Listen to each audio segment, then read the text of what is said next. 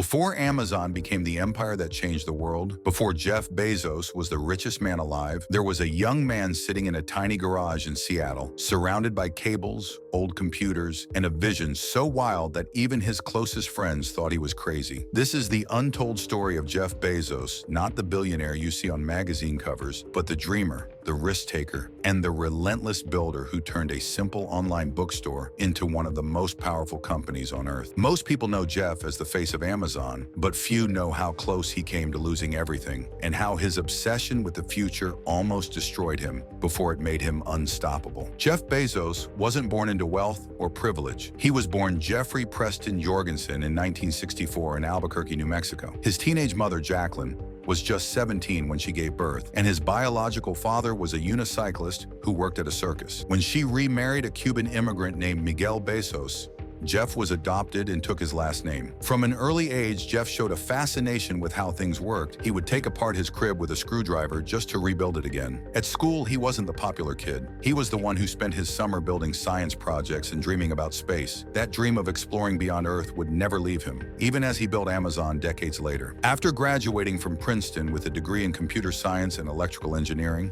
Bezos landed a high-paying job on Wall Street. He was one of the youngest senior vice presidents at a hedge fund, making more money than most people could ever imagine. But one day he stumbled across a statistic that changed his life forever. Internet usage was growing by 2,300% per year. That number hit him like lightning. He realized that this new digital world wasn't just a trend, it was a revolution. And so, sitting in the passenger seat of his car on a cross-country drive from New York to Seattle, Bezos began sketching the business plan for what would become Amazon. His wife, Mackenzie, drove while he wrote feverishly on a laptop. That road trip wasn't just a relocation, it was the birth of a global revolution.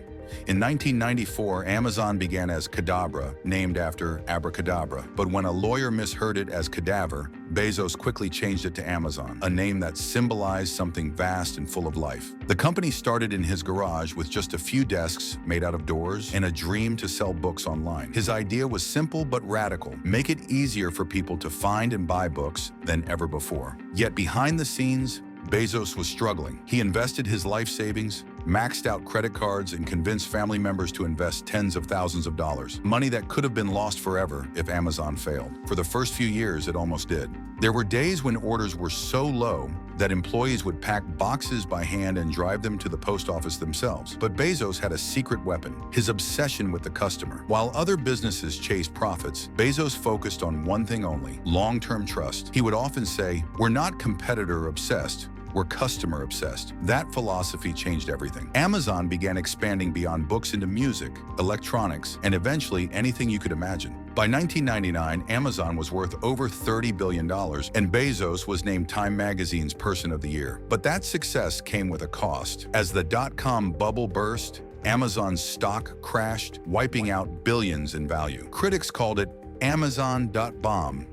Many thought the company would die, but Bezos refused to give up. He told his team to ignore the noise, to think 10 years ahead, not 10 months. That mindset saved the company. Over the next 2 decades, Bezos transformed Amazon into a global ecosystem. From cloud computing with AWS to artificial intelligence, streaming, and even groceries. Every move was calculated, data-driven, and often ruthless. Inside Amazon, his leadership was described as both inspiring and terrifying. He demanded perfection, often asking employees, "Why are you wasting my time?" But it was that same intensity that built one of the most efficient and innovative machines in modern business history. Then, while the world saw him as the king of e-commerce, Bezos quietly turned his eyes back to his first love: space. With his company Blue Origin, he began funding rockets designed to make space travel as common as commercial flights. "Earth is the best planet," he said.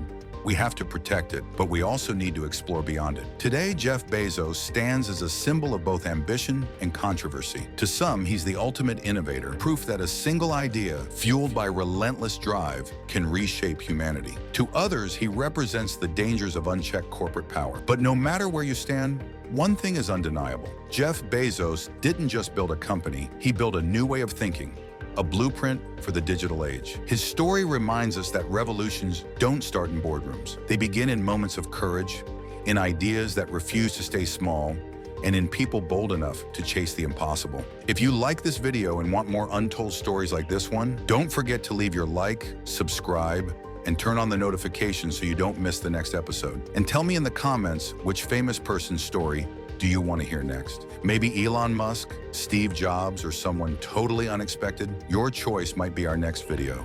See you there.